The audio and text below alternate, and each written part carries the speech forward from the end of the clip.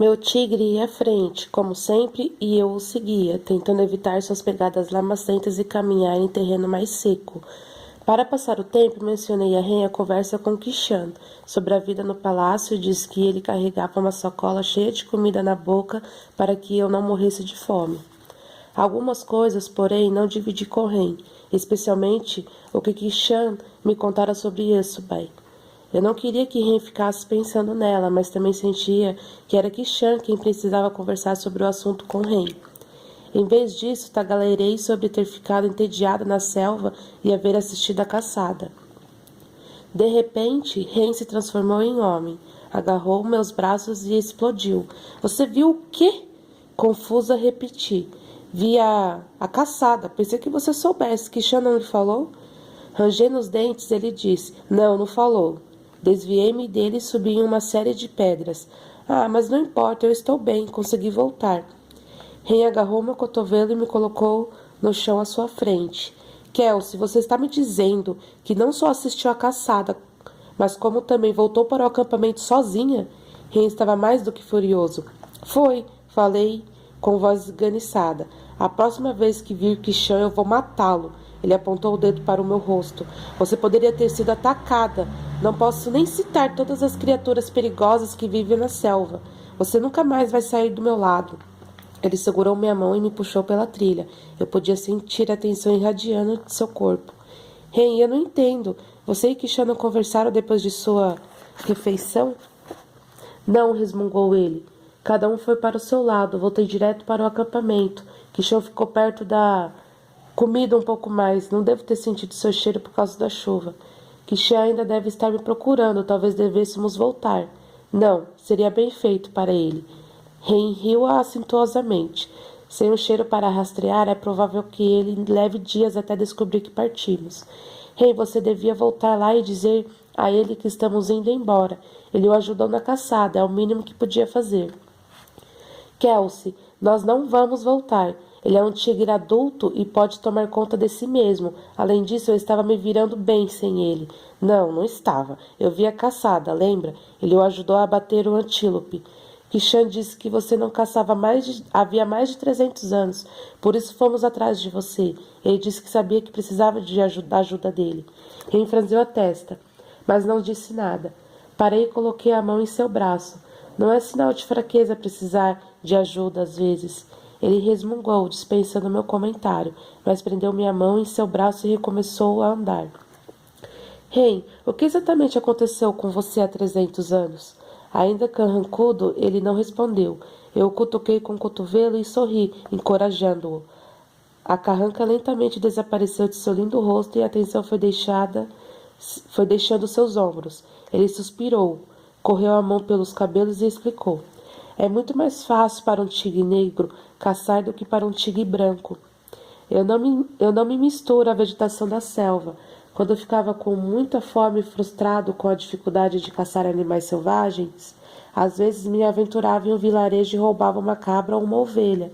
Eu tomava cuidado, mas logo se espalharam os rumores de que havia um tigre branco na região. Não só os fazendeiros queriam me afugentar dali, como também havia caçadores de grandes animais selvagens que buscavam a emoção de capturar um animal exótico. Nossa, você correu muito perigo, observei. Eles espalharam armadilhas para mim por toda a selva, e muitas criaturas inocentes foram mortas. Sempre que eu encontrava uma, eu a desarmava. Um dia cometi um erro idiota. Havia 2 armadilhas bem perto uma da outra, mas eu me concentrei na óbvia, que era o tipo do padrão. Um pedaço de carne pendurado sobre um buraco. Eu estava estudando o buraco, tentando calcular uma forma de pegar a carne, e tropecei em um arame oculto, disparando uma chuva de espigões e flechas que desabou sobre mim, vinda do topo da árvore. Saltei para o lado para me esquivar a uma lança, mas a terra sob meus pés cedeu e eu caí no buraco. Algumas das setas atingiu você? Perguntei ansiosa. Sim, várias me arranharam, mas eu sarei rápido. Felizmente, o buraco não tinha estaca de bambu, mas era bem feito e fundo bastante para que eu não conseguisse sair. O que fizeram com você? Depois de alguns dias, os caçadores me encontraram. e me venderam para um colecionador de animais selvagens. Quando me mostrei difícil, ele me vendeu para outro, que me vendeu para um terceiro e assim por diante. Por fim, acabei em um circo na Rússia e desde então fui passado de circo em circo. Sempre que as pessoas suspeitavam da minha idade ou me machucavam, eu causava problemas suficientes para provocar uma venda rápida. Era uma história terrível de partir o coração. Eu me afastei dele e, quando tornei a me aproximar, ele entrelaçou os dedos nos meus e continuou a caminhar. Por que o Sr. Cadã não o comprou e levou para casa? Indaguei. Ele não podia. Alguma coisa sempre surgia para evitar que isso acontecesse. Todas as vezes que ele tentava me comprar do circo onde eu estava, os proprietários se recusavam a vender por qualquer que fosse o valor oferecido. Uma vez ele mandou outras pessoas me comprarem e isso também não funcionou.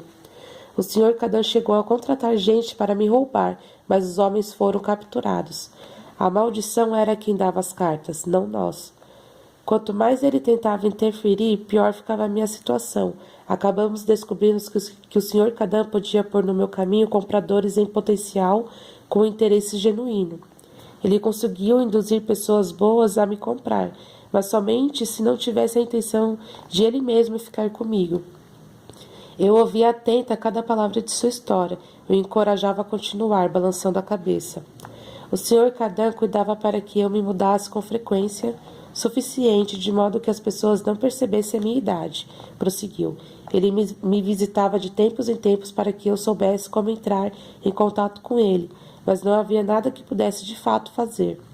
No entanto, nunca deixou de tentar descobrir uma maneira de quebrar a maldição. Dedicava todo o seu tempo a pesquisar soluções. Suas visitas significavam tudo para mim. Acho que teria perdido a minha humanidade sem ele. Rendei um tapa em um mosquito atrás de seu pescoço e refletiu. Assim que fui capturado, pensei que seria fácil escapar. Eu simplesmente esperaria que a noite caísse e abriria o trinco da jaula. Mas, assim que me tornei cativo, fiquei permanentemente preso à forma de tigre. Não conseguia mais me transformar em homem, até que você apareceu. Ele segurou um galho para que eu pudesse passar por baixo e perguntei: como foi passar todos esses anos no circo? Tropecei em uma pedra e reestendei os braços para me equilibrar. Quando me firmei novamente, ele soltou minha cintura e me ofereceu a mão outra vez. Entediante, na maior parte do tempo. Às vezes os proprietários eram cruéis e eu era chicoteado, espancado e espetado. Tive sorte, porém, porque sarava depressa e era esperto bastante para fazer os truques que os outros tigres se recusavam a fazer.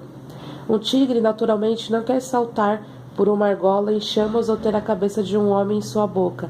Tigres odeiam o fogo, por isso devem ser ensinados a temer o domador, mais do que as chamas. Parece horrível. Os circos daquela época eram mesmo horríveis. Os animais eram colocados em jaulas pequenas demais. Relações familiares naturais se rompiam e os bebês eram vendidos. Nos primeiros tempos, a comida era ruim. As jaulas ficavam imundas e os animais eram machucados, levados de cidade em cidade e deixados ao ar livre em lugares e climas aos quais não estavam acostumados. Não viviam muito. Pensativo, ele prosseguiu. Hoje existem mais estudos e esforços para prolongar a vida dos animais e melhorá-la. Viver enjaulado me fez pensar por muito tempo em minhas relações com outras criaturas, especialmente elefantes e cavalos. Meu pai tinha milhares de elefantes que foram treinados para a batalha ou para levantar objetos pesados e no passado eu tive um garanhão que eu adorava cavalgar. Preso em minha jaula dia após dia, eu me perguntava se eles sentiam o mesmo que eu. Imaginavam em sua baia, entediado esperando que eu aparecesse para soltá-lo. Rei apertou a minha mão e se transformou novamente em tigre.